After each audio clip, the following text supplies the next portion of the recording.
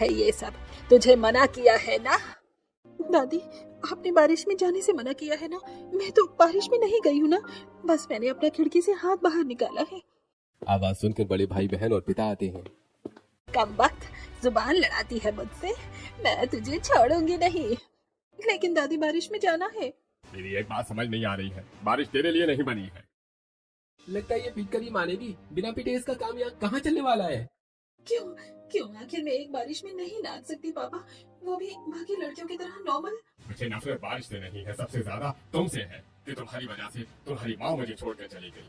तू नहीं होती तो उसके साथ भी वैसा नहीं होता। बस कीजिए पापा, बस कीजिए।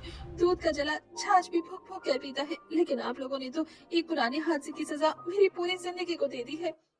मारूंगी खींच कर एक। बकवास बंद कर अपनी और जाकर कुछ बना दे। क्यों उसके पास तुझे ऑर्डर भी बनाना है? वर्षा अपनी आंसू पोछे रसोई में जाती है और दादी की बात सुनकर चाय पकौड़े बनाती है। इतने में बड़े भाई बहन भी आ जाते हैं।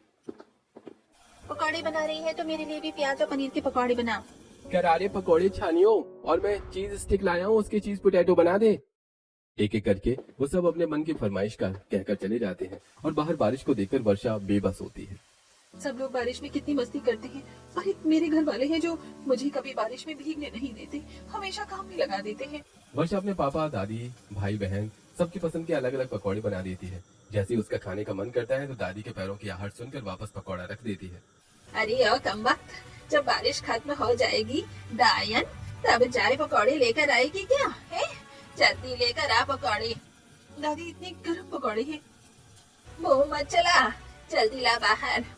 वर्षा सबके लिए चाय पकौड़े बनाकर ले आती है। सब लोग बैठकर मजे से पकौड़े खाते हैं और वर्षा खड़े खड़े उन्हें देखती रहती है। इस बारिश में मुझे सिर्फ पकौड़े पसंद है। प्याज के पकौड़े खत्म हो गए हैं और मेथी के भी बनाकर लेकर आ। लाई पापा। एक तरफ बार बार पकौड़े की प्लेट खत्म होती है, दूसरी तरफ वर्षा बार बार पकौड़े बनाकर लेकर आती है। जब पकौड़े की आखिरी प्लेट लाती है और भाई चीज पोटैटो खा रहा होता है, तब वो एक चीज पोटैटो उठाकर खाती है कि भाई हाथ से छीन लेता है। ओह, तेरी हिम्मत कैसे हुई मेरी प्लेट में हाथ मारने की? ये सब कुछ मेरा है। भैया, ये सब मैंने बनाया है, थोड़ा सा खाने को दे दो। एक भी पकौड़ा नहीं मिला मुझे, और ये भी नहीं मिला। ओह, झूठ तो कम बोल कि तुझे कुछ भी नहीं मिला। हमें सब पता है, रसोई में जितनी बार भी पकौड़े बनाने और लेने गई है, तब तक तू भर भर के आई है अपने मुंह में। चल यहाँ से, अपनी गंदी नजर हटा। तुझे कोई भी चीज खाने को नहीं मिलेगी। मैं झूठ नहीं बोल रही दादी, मैंने कुछ नहीं खाया। जाकर पापड़ बनाने की तैयारी कर। वो रोते हुए खाली कमरे में जाकर आलू और केले के चिप्स काटने लगती है और एक प्लास्टिक पन्नी पर पंखे के नीचे फैलाकर बिछा देती है। फिर खराब रसोई को समेटती है। जैसी काम खत्म करके बाहर जाती है, तब तक बारिश बंद हो जाती है और गार्डन में पानी भरा हुआ होता है। बारिश तो चली गई और कुछ खाने को भी नहीं मिला। अरे खड़ी खड़ी घूर क्या रही है? पानी जम गया है, इसे साफ करके, वरना घर में गंदे पैर लाएंगे तो तुझे ही दिक्कत होगी। वर्षा वहाँ का पानी निकालकर सफाई करती है। अगले दिन तेज धूप आती है तो सुबह सुबह वर्षा सारे बने हुए पापड़ धूप में सुखा देती है। कितने सारे पापड़ हैं, ये बनाती मैं हूँ। कम से कम दीदी भैया मेरी मदद तो करवा सकते हैं ये सब सुखाने में, लेकिन ना कोई लेकर आता है ना लेकर जाता है। पूरी पापड़ की जिम्मेदारी मेरे सर है। अकेले में क्या बड़बड़ा रही है वर्षा? सुन, मेरे कपड़े प्रेस कर दे, मुझे कॉलेज के लिए निकलना है। और मेरे लिए फटाफट ऑमलेट बना। भैया, शाम को आते वक्त भुट्टा ले आओगे? मेरा भुट्टा खाने का मन है। तेरे से मैं जो बोल रहा हूँ ना, तूने उसका जवाब नहीं दिया। अपनी फरमाइश पूरी करवा रही है। कुछ नहीं लाऊंगा मैं, समझी? पापा मेरी पढ़ाई और आने जाने का पैसा मुझे देते हैं, तेरी फरमाइशों के लिए नहीं। ठीक है भैया, मैं समझ गई। वर्षा पापड़ सुखाने के बाद शिप्रा के कपड़े प्रेस कर देती है और फिर अपने भाई के लिए फटाफट रसोई में जाकर ऑमलेट बना देती है। भैया ये लो। भैया, अब तो मैं आपका काम भी कर चुकी हूँ, अभी नहीं लाओगी? हिंदी समझ नहीं आती क्या तुझे? एक तो तेरी वजह से माँ हमसे दूर हो गई, तेरी तो शक्ल देखना भी हमें पसंद नहीं है, लेकिन तुझे झेलना पड़ता है। अरे शुक्र कर तुझे इस घर से नहीं निकाल रहे हैं, रहने को मिल रहा है ना, वही बहुत है। क्यों मेरे पोते के पीछे पड़ी है? मिल गया सुबह सुबह तुझे रियलिटी चेक है? अब जाकर सौंफ वाला दूध लेकर आ मेरे लिए। और पापड़ कितना सूख गए हैं? दादी, बारिश नहीं आई तो पापड़ आज ही सही से सूख कर तैयार हो जाएंगे, क्योंकि कमरे में धीरे धीरे सूख रहे हैं। ठीक है, आम के अचार का ऑर्डर भी है, लेकिन बारिश की वजह से अभी मैं तुझे कुछ बोल नहीं रही, क्योंकि अचार खराब ना हो जाए। वर्षा फिर रसोई में जाकर दादी का सौंफ का दूध बनाकर उसे देती है और जब बची हुई चाय और ऑमलेट खाने जाती है, तब शिप्रा। तुझे किसने बोला ये खाने को? रात की सूखी रोटी रखी है, वही खा। दीदी, वो मैं कैसे खा पाऊंगी? क्यों तेरे पास मुंह नहीं है चबाने के लिए? जो बोल रही है कैसे खा पाऊंगी खाना? खाना है तो खा, वरना पापा को बुला लूंगी। पेट में बहुत जोर की भूख लगी थी और वर्षा खाने के लिए बेबस थी। इतने में शिप्रा उसका ऑमलेट खाकर कॉलेज के लिए निकल जाती है और वर्षा सूखी रोटी चाय के साथ जैसे तैसे चबा कर खाती है। पता नहीं क्यों हर चीज का कसूरवार मुझे ही समझा जाता है। मैंने तो माँ को देखा भी नहीं है, मुझे माँ का प्यार नहीं मिला। मेरे बड़े भाई बहनों को तो माँ का प्यार भी मिला है, और जो कुछ भी हुआ उसकी वजह मैं कैसे हो सकती हूँ? क्योंकि भगवान जी, आपने मुझे मेरी माँ को छीन लिया और मेरी जिंदगी ऐसी बना दी। दादी, पापा, भैया, दीदी सब मुझे ही सुनाते हैं। माँ इस दुनिया में अपने परिवार के बीच होने के बाद भी मैं बहुत अकेली हूँ। काश मुझे आपका प्यार मिल पाता, लेकिन मेरे नसीब में कहाँ परिवार का प्यार लिखा है। दोपहर के 3 बजे तक सारे पापड़ अच्छी तरह से सूख जाते हैं और वर्षा उनकी पैकिंग कर लेती है। शाम तक फिर मौसम का मिजाज बिगड़ जाता है और तेज आंधी के बाद बारिश होने लगती है। पिता, भाई, बहन सब अपने काम और कॉलेज से घर आ जाते हैं। अरे आज तो बहुत अच्छा मौसम हो रहा है, शाही पनीर खाने का मन कर रहा है और उसके साथ पनीर वाले नान। हाँ बेटा, मेरा भी ऐसा ही कुछ खाने का मन कर रहा है। सुन वर्षा, चटपटी टिक्की जरूर बना देना। ठीक है। पापा, क्या छुपा रहे हो आप? अपने पीछे चलो दिखाओ। अरे तुमने देख लिया, मैं सबके लिए आइसक्रीम लाया हूँ। लो माँ, आपके लिए भी लाया हूँ। अपने दोनों बच्चों और अपनी माँ को आइसक्रीम दे देता है। सब खाने लगते हैं और वर्षा बेबसी से खड़ी देखती है। पापा, मेरी आइसक्रीम? अरे तेरी जैसी मनहूस के लिए मेरा कुछ भी लाने का मन नहीं करता, और तुझे तो मैं परिवार में गिनता भी नहीं हूँ। पापा, आप क्यों मुझसे इतनी नफरत करते हो? ये बात मुझे अंदर ही अंदर खाई जाती है कि मेरे बड़े भाई बहन को वही सब मिलता है जो मुझे नहीं मिलता।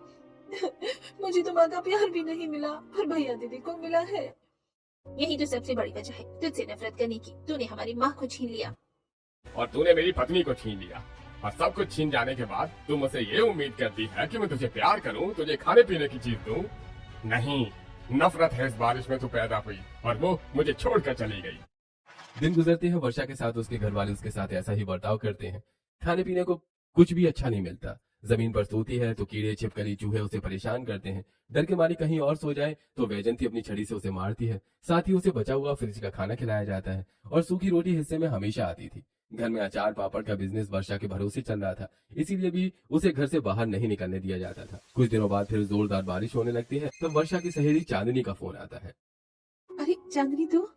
हाँ मैं, और मेरे साथ श्वेता भी है। जल्दी से छत पर आ जा, बारिश में मैगी बना रहे हैं और फिर खाते खाते मजा भी करेंगे। बस 10 मिनट में आई। वो फोन रखकर कपड़े बदलने जाती है, तभी पिता उसके सामने आम की 2 बड़ी टोकरियां रख देते हैं। काट इसे, और कहाँ जा रही है? पापा, आज चांदनी के घर बस 10 मिनट में आ जाऊंगी। बारिश हो रही है, उसने मैगी बनाई है मेरे लिए। कहीं नहीं जाना तुझे।